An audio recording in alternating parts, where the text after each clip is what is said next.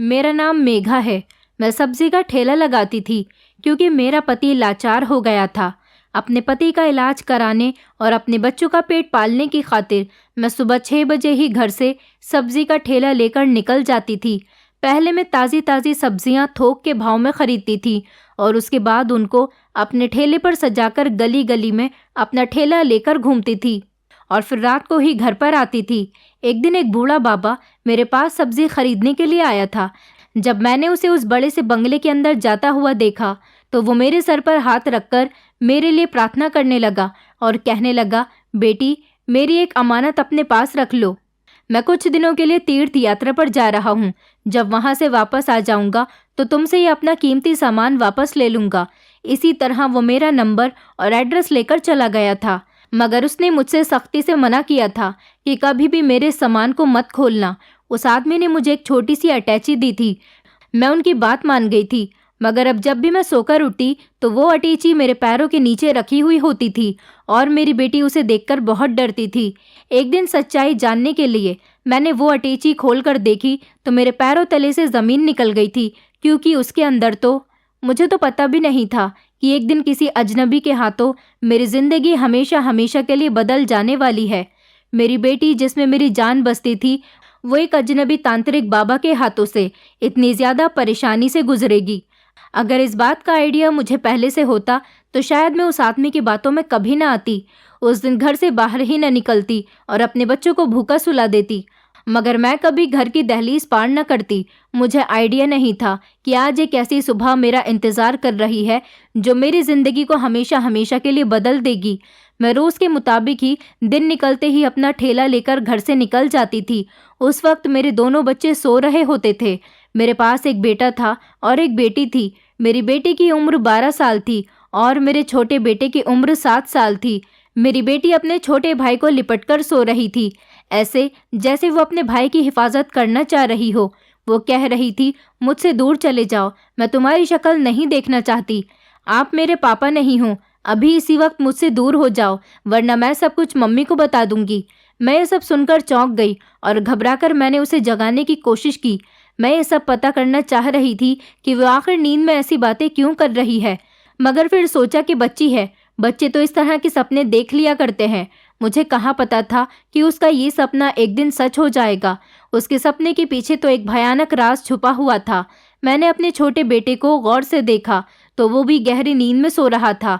मेरी यही रूटीन थी कि मैं सुबह 5 बजे उठकर घर की साफ सफाई करने के बाद बच्चों के लिए नाश्ता बनाकर टिफ़िन में रख जाया करती थी और अपने पति को नाश्ता करा दिया करती थी। अपने पति से कह देती कि ठीक से बच्चे जब उठ जाएं तो उन्हें ज़रूर नाश्ता करा दें। रोज़ मेरे पति की आंखों में आंसू होते थे। आज पहले दिन ऐसा नहीं हुआ था, बल्कि वो तो हर दिन ही मुझे विदा करते हुए अपसेट हो जाते थे। कहते थे कि मेघा, मैंने तुमसे शादी इसलिए तो नहीं की थी कि तुम्हें इतनी बड़ी मुश्किल में डाल दूं। मैं उनको मुस्कुराकर देखती और कहती कि मुश्किल में डालना आपके या किसी के हाथ में नहीं है। शायद भगवान को यही सब मंजूर था। ये आपका भी इम्तिहान है और मेरा भी। मुझे उम्मीद है कि हम इस कड़े इम्तिहान से जल्द ही निकल जाएंगे। बस भगवान से प्रार्थना करते रहो। बस भगवान से प्रार्थना करो कि हम दोनों जल्द ही अपनी बहारों वाली ज़िंदगी पर आ जाएं। मैं अपने पति से ये कहकर घर से निकल आई थी। अभी पहले मैं ताज़ी ताज़ी सब्जियां खरीदने के लिए गई थी। आज भी मैं अपना ठेला लेकर घर से बाहर निकली थी। भगवान का शुक्र था कि इस सब्जी के ठेले से हमारे घर का गुजर बसर अच्छी तरह से हो रहा था। बहुत सारी औरतें मुझसे सब्जी खरीदने के लिए आती थी। एक दिन मेरे पति अपने ऑफिस से घर आ रहे थे, तभी उनका एक्सीडेंट एक बड़ी सी कार से हो गया। वो बेचारे बिल्कुल लाचार हो गए थे। इस एक्सीडेंट की वजह से हमारे जुड़े कटे पैसे भी मेरे पति के इलाज पर लग गए थे। उस गाड़ी वाले का कुछ पता ही नहीं चल सका था जिसने मेरे पति का एक्सीडेंट किया था, क्योंकि उस गाड़ी वाले का नंबर हम नहीं जानते थे। अगर गाड़ी का नंबर हमें पता होता तो हम उसकी पुलिस में रिपोर्ट दर्ज करवा देते, तो शायद उस कार वाले को सज़ा तो मिल ही जाती। वैसे तो हमारे देश का कानून इतना अच्छा नहीं है, लेकिन फिर भी मुझे थोड़ी उम्मीद थी कि भगवान हमारे साथ अच्छा ही करेगा। अगर उस कार वाले ने उस दिन मेरे पति की मदद कर दी होती और मौके पर उन्हें अस्पताल पहुंचा दिया जाता तो आज मेरे पति इतने लाचार न होते।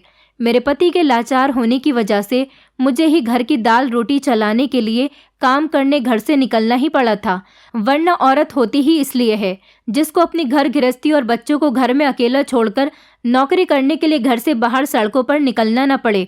मेरे पति बहुत अच्छे थे। जब वो ठीक थे तब उन्होंने मेरी हर ख्वाहिश को पूरा किया था। मुझे और मेरे बच्चों को किसी चीज़ की कोई कमी तक नहीं होने दी थी। मैं अपने आप को बहुत भाग्यशाली समझती थी। मेरे पति ने कहा था कि बस तुम भगवान से प्रार्थना करो कि मैं जल्दी ही ठीक हो जाऊं। मेरे ठीक होते ही मैं कभी भी तुम्हें ये काम करने नहीं दूंगा। मेरे लिए तो वैसे भी यही मायने रखता था कि मेरे पति जल्द से जल्द ठीक हो जाएं। मेरे बच्चे 2 वक्त की रोटी तो पेट भरकर खा ले, वरना तो जैसे हमारे घर के हालात हो गए थे, उन हालात के होते हुए तो हम लोग भूखे मर जाते। मैं अपना ठेला ले जाकर गली गली सब्जी बेच रही थी। किसी ने मुझे रुकने का इशारा किया था। मैंने देखा कि ये कोई बूढ़ा आदमी था जिसके हाथ में लाठी थी और उसने ढीला सा चोगा पहन रखा था। वो मुझे शक्ल से कोई बाबा लग रहा था। मैंने उसकी खातिर अपना ठेला रोक लिया था। वो जल्दी से मेरी तरफ बढ़े और कहने लगे कि मुझे 2 किलो आलू और 1 किलो टमाटर चाहिए। मैंने कहा, आप अपनी पसंद से सब्जी छांट लो। उन्होंने कहा, अरे बेटी, मैं बूढ़ा आदमी हूँ और पहली बार सब्जी खरीदने के लिए निकला हूँ। मेरी बेटी ने कहा है कि गले सड़े टमाटर मत लाना, ताज़ी ताज़ी लेकर आना। मैंने बाबा जी से कहा कि आपको फिक्र करने की ज़रूरत नहीं, मैं आपको सही आलू और सही टमाटर छांट कर दूंगी। सब्जी करते करते वो मुझसे बातें करते रहे। कहने लगे कि बेटी, तुम्हें देखकर मुझे बहुत खुशी हो रही है। मेरे हिसाब से औरत को भी किसी से पीछे नहीं रहना चाहिए, मर्द के कंधे से कंधा मिलाकर काम करना चाहिए। मैं बाबा जी की बात सुनकर मुस्कुराने लगी थी। फिर उन्होंने कहा कि मैं तीर्थ यात्रा पर जा रहा हूँ, प्रार्थना करना कि मेरी यात्रा सफल रहे। मैं मुस्कुराकर कहने लगी, बाबा जी, अगर आपके लिए माता रानी का बुलावा आया है तो समझ लीजिए माता रानी आपको अपने पास बुलाना चाहती है और अपने दर्शन करवाना चाहती है। उनकी आंखों में आंसू आ गए और वो कहने लगे कि मुझ जैसे पापी माता रानी के दर्शन इतनी आसानी से कैसे कर सकते हैं। मैं बोली कि आप वहाँ जाओ तो मेरे लिए भी प्रार्थना ज़रूर करना। उन्होंने कहा, हाँ बेटी, तुम भी मेरे लिए प्रार्थना करना कि मुझ जैसे बूढ़े आदमी की तीर्थ यात्रा सफल रहे। मैंने कहा, बाबा जी, मेरे लिए प्रार्थना करना कि मेरी सारी परेशानियां खत्म हो जाएं। वो बाबा जी कहने लगे, हाँ बेटी, मुझे मालूम है हर माता पिता के लिए उसकी औलाद बहुत प्यारी होती है। मैं दिल से प्रार्थना करूंगा कि तुम्हारे बच्चों के ऊपर से हर परेशानी खत्म हो जाए। तुम्हें बच्चों की ही परेशानी है ना, इसीलिए तुम परेशान नजर आ रही हो। बच्चों का बिहेवियर समझने में वक्त हो रहा है ना। बाबा जी ने बड़ी अजीब बातें कर दी थी। मैंने इनकार करते हुए सर हिला दिया और कहा कि नहीं नहीं, ऐसी तो कोई बात नहीं। भगवान की कृपा से मुझे बच्चों की तरफ से कोई परेशानी नहीं है। मैं तो अपने पति की वजह से बहुत परेशान हूँ। मेरा पति बीमार है और लाचार है, वो कोई काम धंधा नहीं कर सकता, इसीलिए तो मुझे सब्जी का ठेला लेकर घर से निकलना पड़ गया। बाबा जी कहने लगे, तुम्हारे पति के लिए प्रार्थना करूं या फिर तुम्हारे बच्चों के लिए? मैं उनकी बात सुनकर हैरान रह गई थी। बाबा जी कहने लगे, बच्चे तो मासूम होते हैं, मैं तो तुम्हारे बच्चों के लिए ही प्रार्थना करूंगा। वो बाबा जी और उनकी बातें मुझे बड़ी अजीब लगने लगी थी। फिर वो कहने लगे, तुम जानती हो क्या इस दुनिया में कोई भी चीज़ फ्री में नहीं मिलती। अगर तुम चाहती हो कि मैं तुम्हारे लिए प्रार्थना करूं तो तुम्हें उसकी कीमत चुकानी होगी। मैंने चौंक कर और बड़ी हैरानी से बाबा जी के चेहरे की तरफ देखा तो वो कहने लगे, तुम मेरी सब्जी अपने पास रखो, मैं अभी आता हूँ। मैंने उनकी सब्जी की थैली अपने पास ही रख ली थी, जबकि वो मुझे सब्जी के लिए पैसे भी दे चुके थे और वो ये कहकर सामने बने हुए बड़े से बंगले के अंदर चले गए थे।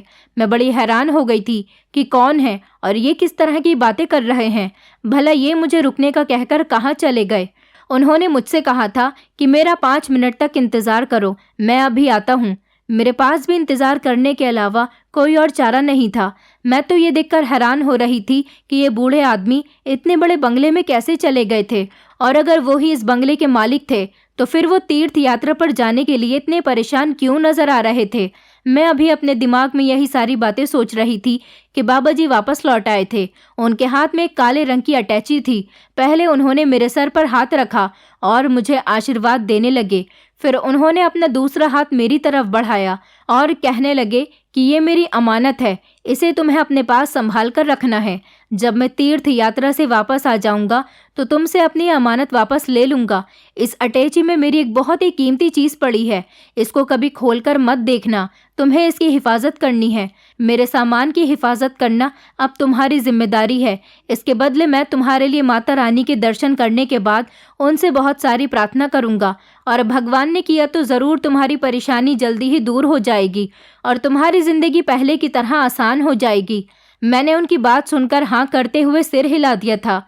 वो बूढ़े आदमी अपनी सब्जी की थैली मेरे ठेले से उठाने लगे। जाते जाते उन्होंने मुझसे मेरे घर का एड्रेस और मेरा मोबाइल नंबर भी ले लिया था कि वो जब तीर्थ यात्रा से वापस आएंगे तो अपनी अमानत मुझसे वापस ले जाएंगे। उनको सब्जी देने के बाद मुझे बहुत तसल्ली हुई थी और उनके सामान को मैंने अपने ठेले के नीचे दबाकर रख दिया था।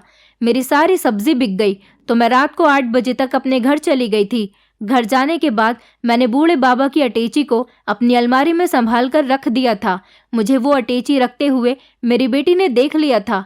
मैंने अपनी बेटी से कहा था कि ये किसी की अमानत है, इस सामान को मेरी अलमारी में इसी तरह से रखे रहने देना, इसके साथ कोई छेड़छाड़ मत करना। दिन इसी तरह से गुजर रहे थे। मैं हर दिन की तरह अपना ठेला लगाकर सब्जी बेच रही थी। तभी अचानक मेरे पास किसी की कॉल आने लगी। मैंने जल्दी से कॉल अटेंड कर ली थी क्योंकि ये कॉल किसी और की नहीं बल्कि मेरी बेटी के स्कूल टीचर की कॉल थी। मैंने उन्हें नमस्ते किया, उसके बाद उनसे अपनी बेटी के बारे में पूछा था। मेरी बेटी पिंकी की टीचर कोई भी बात होती थी तो मुझे फ़ोन पर बता देती थी, इसलिए उनकी कॉल आने से मुझे किसी तरह की कोई परेशानी नहीं होती थी। मैं ये नहीं सोचती थी कि वो मेरी बेटी की शिकायत करने के लिए ही मुझे कॉल कर रही है, क्योंकि मेरी बेटी शुरू से ही बहुत इंटेलिजेंट थी। उसने कभी पढ़ाई में शिकायत का मौका ही नहीं दिया था। मुझे फिक्रमंद होना नहीं पड़ता था। पिंकी के टीचर कहने लगी कि मुझे पता है कि पिंकी के फादर का एक्सीडेंट हो चुका है और इस वक्त आप ही घर का खर्च चला रही हो, मगर आपको ये बात भी इग्नोर नहीं करनी चाहिए कि जब एक बच्चा अपने माता पिता को तकलीफ की हालत में देखता है तो वो टूट कर रह जाता है। इस कड़े वक्त में बच्चे को सहारे की ज़रूरत होती है। प्लीज़ आप अपनी बेटी का सहारा बनिए। सिर्फ खाना पीना ज़रूरी नहीं होता, इंसान की फीलिंग्स भी कुछ मायने रखती हैं।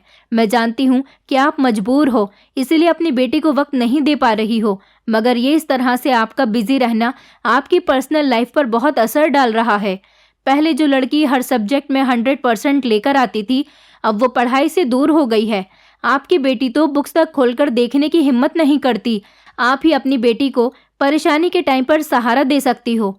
मैं तो टीचर की बातें सुनकर हैरान रह गई थी। ये भला कैसे हो सकता था? हर क्लास में फर्स्ट आने वाली मेरी बेटी पढ़ाई से जी चुराने लगी थी। ऐसा कैसे हो सकता था? मेरी तो कुछ भी समझ में नहीं आ रहा था।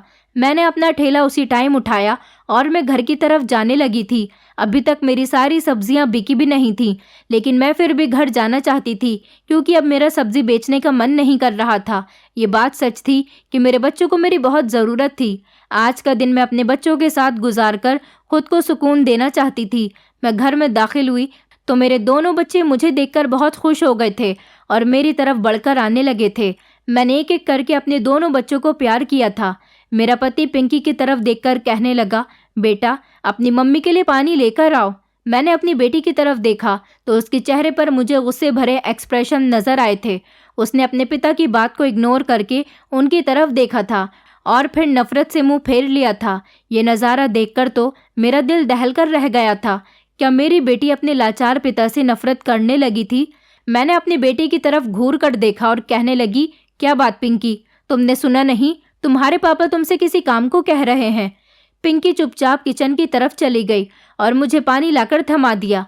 मेरा 7 साल का बेटा नक्श, वो तो मुझे बहुत खुश और रिलैक्स नज़र आ रहा था, जबकि मेरी बेटी पिंकी की हालत मुझे कुछ अजीब सी लग रही थी। वो मुझे नॉर्मल नहीं लग रही थी। इसका मतलब ये था कि उसकी टीचर ठीक कह रही थी, पिंकी सच में चेंज हो रही थी। मैंने पिंकी से कहा, पिंकी तुम मेरे पास आकर बैठो, मुझे तुमसे कुछ बात करनी है। वो मुझसे कहने लगी, मम्मी मैं कमरे में जा रही हूँ, आप भी उधर ही आ जाना, मैं यहाँ पर बैठना नहीं चाहती। वो इतना कहकर अपने कमरे में चली गई थी, जबकि मैं बड़ी हैरानी भरी नज़रों से अपने पति की तरफ देख रही थी। मेरे पति के चेहरे के रंग बदल गए थे। वो कहने लगे, मैं अपनी तरफ से बच्चों का बहुत ख्याल रखता हूँ, हर तरह से उनकी फ़िक्र करता हूँ और उनकी ज़रूरत का पूरा ख्याल रखने की कोशिश कर रहा हूँ, मगर एक पिता कभी भी माँ की जगह तो नहीं रह सकता ना। मैं तुमसे बहुत शर्मिंदा हूँ मेघा। तुम्हें मेरी मजबूरी की वजह से घर से निकलना पड़ता है। मैं क्या करूँ, ये मेरे बस में नहीं था। मेरी तो यही प्रार्थना है कि मैं जल्द से जल्द ठीक हो जाऊं और मैं काम पर जाने लगूं। फिर तुम घर में रहना, बच्चों का ख्याल रखना। शायद बच्चे अब मेरे कहने में नहीं रहे। मैं अपने पति के किसी भी सवाल का कोई जवाब नहीं देना चाहती थी, क्योंकि मुझे पता था कि मेरा कोई भी जवाब उन्हें परेशानी में डाल सकता है। मैंने अपने पति के कंधे पर हाथ रख दिया। भगवान सब कुछ ठीक कर देगा। जल्दी ही हम इस परेशानी से निकल जाएंगे। और उठकर मैं अपनी बेटी के कमरे में आ गई थी। पिंकी मुझे देखकर कहने लगी, मम्मी आज आप बहुत जल्दी घर वापस आ गई हो। मुझे इस बात से बहुत खुशी हुई। मैं भी मुस्कुराकर अपनी बेटी के पास बैठ गई थी और उससे उसका स्कूल बैग खोलने के लिए कहा था। उसने अपना स्कूल बैग मुझे खोलकर दे दिया था। मैंने उसके बैग से उसकी सारी कॉपीज चेक की तो ये देखकर मैं हैरान रह गई थी कि उसका कोई भी वर्क कंप्लीट नहीं था और उसके मार्क्स भी बहुत कम आए हुए थे। ये सब देखकर पिंकी के चेहरे का रंग उड़ गया था। वो खामोशी से मुझे देखती रही थी। मैंने उसकी कॉपीज उसके सामने रख दी और एक एक कॉपी का वर्क पलटती जा रही थी। हर सब्जेक्ट में पिंकी के नंबर्स बहुत ही कम थे। मैंने पिंकी की आंखों में आंखें डालकर उससे पूछा कि क्या तुम पढ़ाई में इतनी नालायक हो गई हो? तुम तो बहुत ज़्यादा इंटेलिजेंट थी, अब आखिर तुम्हें क्या हो गया? मैंने देखा कि मेरी बात सुनकर मेरी बेटी की आंखों में आंसू आ गए थे। वो कहने लगी, माँ आप नहीं जानती हैं कि मैं किस परेशानी से गुजर रही हूँ। मैं अपनी 12 साल की बेटी के मुंह से ऐसी बात सुनकर दंग रह गई थी। मैं कहने लगी, इतनी सी उम्र में भला तुम्हें कौन सी परेशानियां पहुंची है?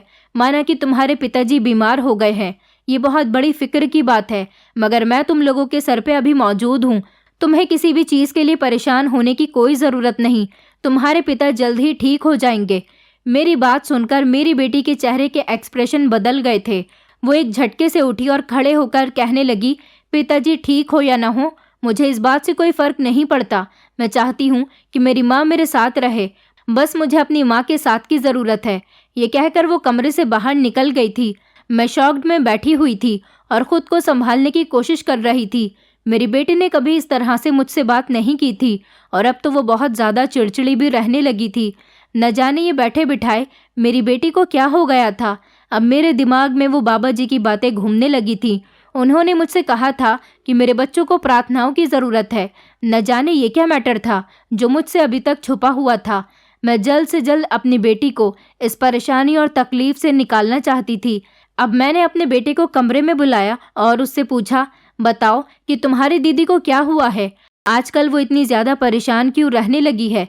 मेरे बेटे ने मेरी बात सुनकर मुझे बताया कि दीदी आज पहली बार परेशान नहीं हुई, बल्कि वो तो अब हमेशा ही ऐसे गुस्से में और परेशान सी रहने लगी हैं। पिताजी कोई बात करते हैं तो उन्हें काट खाने को दौड़ती हैं। पिताजी दीदी से अगर किसी काम को कहते हैं तो वो गुस्से से फौरन उनके किसी भी काम को करने से इनकार कर देती हैं। अपने बेटे की बात सुनकर मुझे तो यही लगा था कि दोनों बाप बेटी का ही कोई मैटर है, मगर ऐसा भी क्या मैटर था जो मुझे नज़र नहीं आ रहा था। मेरी फिक्र तो अब दिन ब दिन बढ़ती चली जा रही थी, क्योंकि मेरी बेटी का बिहेवियर बहुत गुस्से वाला होता चला जा रहा था।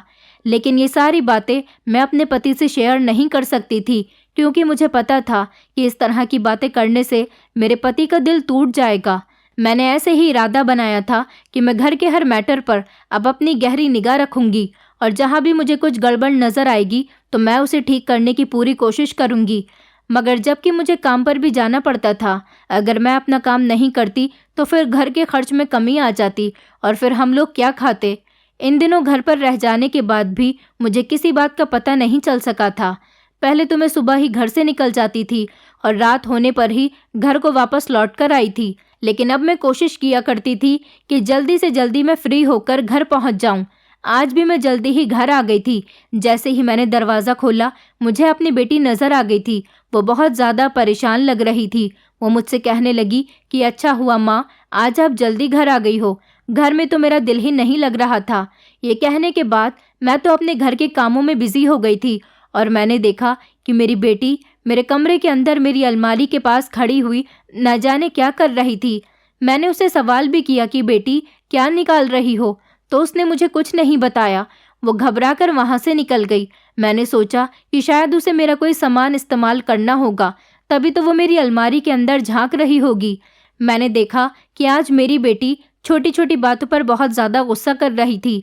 मैंने अपने बेटे से पूछा कि आज तुम्हारी दीदी को गुस्सा क्यों आ रहा है। मेरे बेटे के जवाब देने से पहले ही मेरे पति कहने लगे, तुम भी कमाल करती हो, छोटी सी बेटी के लिए इतनी परेशान मत हुआ करो। तुम्हें तो पता है कि इस उम्र में बच्चे अक्सर पढ़ाई के लोड की वजह से चिड़चिड़े हो जाते हैं। मैंने भी अपने पति की बात पर सिर हिला दिया था और इस बारे में मैंने ज़्यादा कुछ सोचा भी नहीं। मैं अपने काम में लग गई थी। इस बारे में मैंने अपनी बेटी से भी कोई बातचीत नहीं की थी। मुझे पता था कि कुछ ना कुछ तो गड़बड़ ज़रूर है। शायद मेरी बेटी अपने पिता की लाचारी की वजह से उनसे चिढ़ने लगी थी। मैं ये प्रार्थना कर रही थी कि भगवान सारा सच जल्दी ही मेरे सामने आ जाए ताकि मैं अपनी बेटी को मुसीबत और परेशानी से निकाल सकूं। न जाने मेरी बेटी किस वजह से परेशान है और वो किसी परेशानी में उलझी हुई है। मैं अपनी बेटी की वजह से बहुत परेशान रहने लगी थी। रातों को मुझे उसी की टेंशन रहती थी और मैं सो भी नहीं पाती थी। मुझे अचानक एक रात पिंकी के कमरे से चिल्लाने की आवाज़ें आने लगी थीं। मैं तो घबरा गई थी और भागकर जब मैं अपनी बेटी के कमरे की तरफ पहुंची थी तो वो सपने में डर रही थी और बार बार चिल्ला रही थी। कह रही थी, मुझसे दूर हो जाओ पापा, मेरे पास आने की कोशिश मत करना वरना मैं यहाँ से भाग जाऊंगी और मम्मी को सब कुछ बता दूंगी। मुझसे बुरा आपके लिए कोई नहीं होगा। मेरी बेटी जोर जोर से पापा पापा चिल्ला रही थी, कह रही थी कि मुझसे दूर हो जाओ अभी। और इसी वक्त पिंकी की यह हालत देखकर मैं परेशानी का शिकार हो चुकी थी। मैंने अपनी बेटी को झंझोड़ कर उठाने की कोशिश की थी ताकि उसका सपना टूट जाए और वो जाग जाए। मेरी बेटी एकदम ही घबराकर उठी थी और मेरे गले से लगकर जोर जोर से रोने लगी थी। मैं उसके सर पर हाथ फेरती रही थी और उसे चुप करने की कोशिश कर रही थी। अपनी बेटी के आंसू देखकर मैंने अपने आंसुओं को छुपा लिया था। मैंने कहा, पिंकी, शायद तुमने कोई डरावना सपना देख लिया था। मुझे भी बताओ कि तुमने आखिर ऐसा क्या देखा था जिसकी वजह से तुम इतना जोर जोर से चिल्ला रही थी। वो कहने लगी, माँ, पापा। ये कहकर मेरी बेटी झट से मेरे गले लग गई थी। मैंने कहा, बोलो पिंकी, क्या कहना चाहती हो, बताओ, मुझे पूरी बात बताओ। उसने इनकार करते हुए सिर हिला दिया और कहने लगी कि ये ऐसी बात है कि मैं आपको बता नहीं सकती। उसकी बात सुनकर तो मेरा दिल जोर जोर से धड़कने लगा था। मैं कहने लगी, पिंकी, तुम्हें जिस तरह की भी परेशानी है तुम मुझे बताओ, तुम्हें मुझसे कोई भी बात छुपाने की ज़रूरत नहीं है। उसने इनकार करते हुए सर हिलाया और कहने लगी, मैं कुछ भी नहीं बताऊंगी जब तक आप खुद सारी चीज़ों को अपनी आंखों से नहीं देख लेती। मैं अपनी बेटी की तरफ बड़ी हैरानी से देखती रह गई थी। उसकी ये उम्र तो नहीं थी कि वो इतना सब कुछ अकेले ही सह रही थी। उसकी उम्र के बच्चे तो अपने माता पिता से हर बात को शेयर करते हैं। मैं अपनी बेटी को तसल्ली देकर खामोशी से अपने कमरे में चली आई थी। मैं ये देखकर हैरान रह गई थी कि मेरा पति अभी तक जाग रहा था और वो मेरी तरफ देखकर सवाल करते हुए कहने लगा, क्या बात है, पिंकी क्यों चिल्ला रही थी। मैं अपने पति की तरफ गुस्से से देखकर चिल्लाते हुए कहने लगी, इस बात के बारे में तो आपको ही पता होगा, मैं तो घर में नहीं होती हूँ। मुझे नहीं पता कि मेरी बेटी की दिमागी हालत ऐसी क्यों हो गई है कि वो रातों को चिल्लाने लगी है, दिन भर अकेली रहती है। मेरी बातें सुनकर मेरे पति के चेहरे के रंग उड़ गए थे। वो कहने लगे, मैंने कभी बच्चों में फ़र्क नहीं किया, मैं दोनों बच्चों से बराबर का प्यार करता हूँ। मुझे पता नहीं कि ये सब कुछ क्या हो रहा है। तुम्हें एक बात बताऊँ क्या, पिंकी मुझसे दूर होती चली जा रही है। न जाने क्यों वो मुझसे नफरत करने लगी है। मुझे इस बारे में पता तो नहीं। तुम्हें ही अपनी बेटी से इस बात की वजह पूछने की कोशिश करनी होगी। मैंने बड़ी गौर से अपने पति के चेहरे को देखा। उनके चेहरे पर पिंकी के लिए कोई फिक्र नहीं थी। मैंने कहा कि पिंकी ने आपके बारे में तो मुझसे कोई बात ही नहीं की। तब कहीं जाकर मेरे पति के चेहरे पर तसल्ली भरे एक्सप्रेशन आए थे। मगर सच कहूँ तो मेरा चैन सुकून बर्बाद हो चुका था। मैं बेबस हो चुकी थी। मेरी एक छोटी सी और बहुत खूबसूरत सी फैमिली थी। प्यार करने वाला पति था, 2 बच्चे थे, एक बेटी और एक बेटा। खुशहाल सी इस फैमिली में हमारी ये सिंपल सी ज़िंदगी बहुत अच्छी गुजर रही थी। फिर मेरे पति का एक्सीडेंट हो गया और हमारी इन खुशियों को नज़र लग गई। सब कुछ बर्बाद हो गया था। मैं घर में भी नहीं बैठ सकती थी। अगर ऐसा करती तो बहुत परेशानी आ जानी थी और अपने बच्चों को कहाँ से पढ़ाती, उनको कहाँ से खिलाने के लिए लाकर देती। मेरी बेटी की क्लास टीचर अभी भी मुझसे उसकी लगातार शिकायतें कर रही थी। उनका यही कहना था कि मेरी बेटी पढ़ाई में बिल्कुल भी ठीक नहीं हुई। ये बात मेरे लिए हैरान कर देने वाली थी क्योंकि अब तो मेरी बेटी रात को मेरे सामने बैठकर पढ़ाई करती थी। अब मैं घर भी जल्दी से लौट कर आ जाया करती थी। आज भी मैं घर पर जल्दी आ गई थी। मैं जब अपने कमरे की तरफ आई तो मैंने देखा कि मेरी बेटी मेरी अलमारी में कुछ कर रही थी। जैसे ही मैं कमरे की तरफ गई तो वो घबरा गई और उसने अलमारी को बंद कर दिया। मैं इस बात को इग्नोर करते हुए अपने घर के काम में बिजी हो चुकी थी। रात हुई तो फिर से मेरी बेटी के कमरे से चिल्लाने की आवाज़ें आने लगी थी। मैं भागकर उसके कमरे में गई तो वह बिल्कुल पहले वाले शब्द ही दोहरा रही थी। वो कह रही थी कि पापा मुझसे दूर हो जाओ।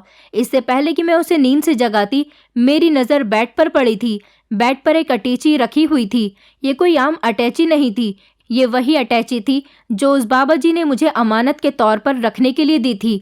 ये इसी बाबा जी की थी जो कुछ दिनों पहले मेरे पास सब्जी खरीदने के लिए आए थे और मुझे तीर्थ यात्रा पर जाने के बारे में बता रहे थे। यह अटैची तो मेरे पास उनकी अमानत थी। मैंने सोचा कि मेरी बेटी ने ज़रूर इस अटैची को खोलकर देख लिया है, तभी ये सब कुछ हो रहा है और उसकी हालत भी ऐसी हो गई। मैंने जल्दी से वो अटैची उठाई और मैंने वापस अपने कमरे में बनी हुई अलमारी में उसे रख दिया था। मैंने अभी तक इस अटैची को अपनी अलमारी से निकाला ही नहीं था। शायद मेरी बेटी ने इसको निकाल लिया होगा। मैं यही सोचकर नहीं निकाल रही थी कि ये उस बूढ़े आदमी की अमानत है, कब वो इसे लेने के लिए आ जाए। मुझे एक दिन उनकी अमानत वापस करनी थी।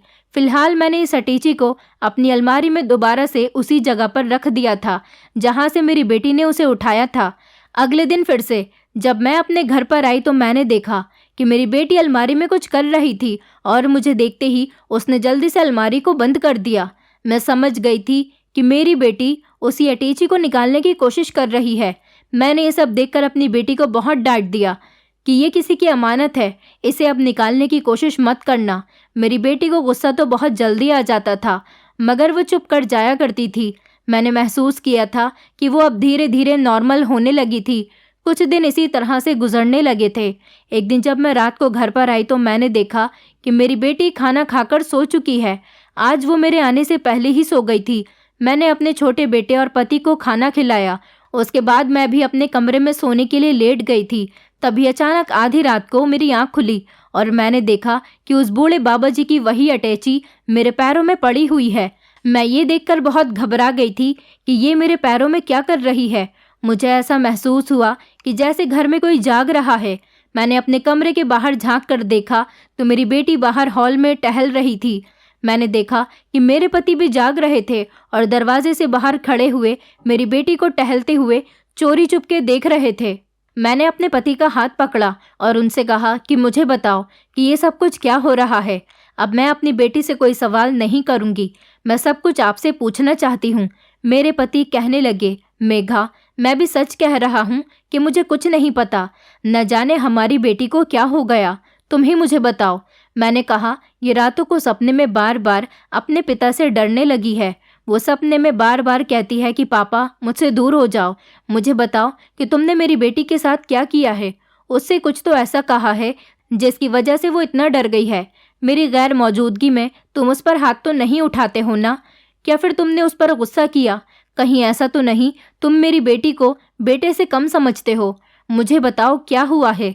मेरे पति मेरी तरफ घबराकर देखने लगे और उन्होंने उदासी सा चेहरा बना लिया था और फिर वो कहने लगे कि तुम मुझ पर शक कर रही हो, पिंकी के पिता पर शक कर रही हो। तुम जानती हो ना, सिर्फ तुम ही उसकी माँ नहीं हो बल्कि मैं भी तो उसका पिता हूँ। तुम मुझ पर इल्ज़ाम कैसे लगा सकती हो मेघा? मैंने कभी उसे अपने बेटे से कम नहीं समझा। मैं गुस्से से अपने पति से कहने लगी, पता नहीं फिर हमारे घर में ये सब कुछ क्या हो गया। मेरी बेटी की हालत कैसी हो गई।